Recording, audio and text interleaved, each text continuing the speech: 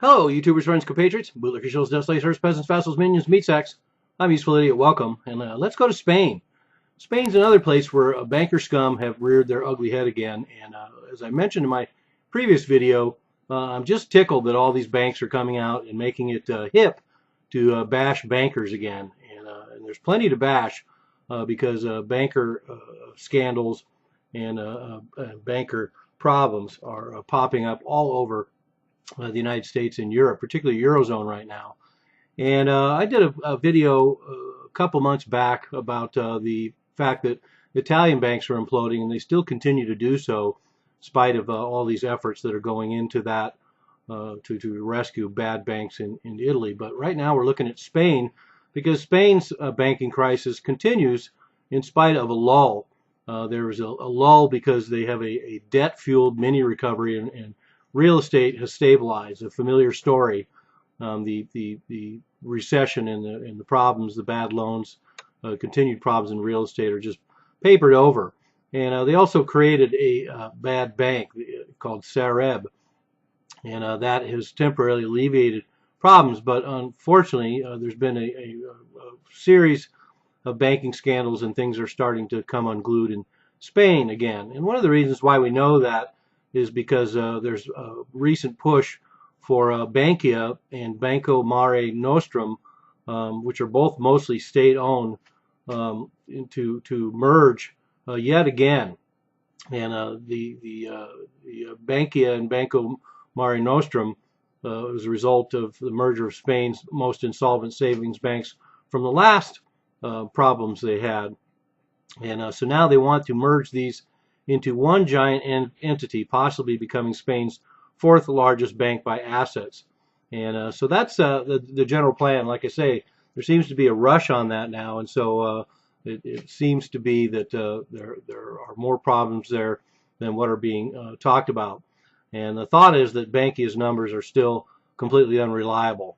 Wow, that's quite a shocker. I think the first thing I would do when looking at a bank under any circumstances is assume that their numbers are unreliable. So that's a pretty dramatic step for European banks to decide that Bankia is hiding problems and using unreliable numbers.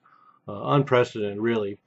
And one of the reasons why they know that Bankia has probably got fudged numbers is not the fact that they want to admit that there's a bank that's using fudged numbers like all the banks on the planet, but they were considering doing an IPO in 2011, and nobody went for it.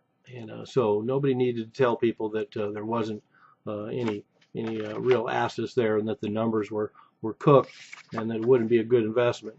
So anyway, so heads up on the Spanish banking system, and of course they have other issues coming up in Spain with the election and the Catalonia independence secession vote. But Bankia got $22.4 billion bailout in 2011, and only 1.6 billion euros have been recovered. So they got 22.4 billion euro bailout in 2011, and they recovered 1.6. And one of the unfortunate aspects of that was 223,000 investors were duped into buying into the bonds into this new bank. So now this bank is in trouble again, and nobody really wants to get involved because they've been once bitten, twice shy. But this comes also on the heels of a story that just came out about Spain only recouped a fraction of the funds that pumped into bank bailouts. It recovered a mere 2.69 billion euros of the $53.55 billion it spent 4 years ago.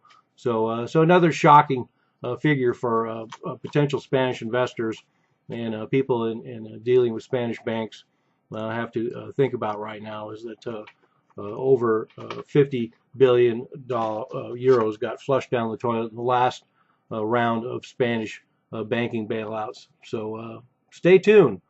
But in the meantime, let's look at other banking bailouts and implosions going on in the Eurozone. So this is going to end up turning into probably a 4, 5, 6, 7 part series about banks around the globe right now, because they are in the spotlight. I'm a useful idiot. Don't you be one too.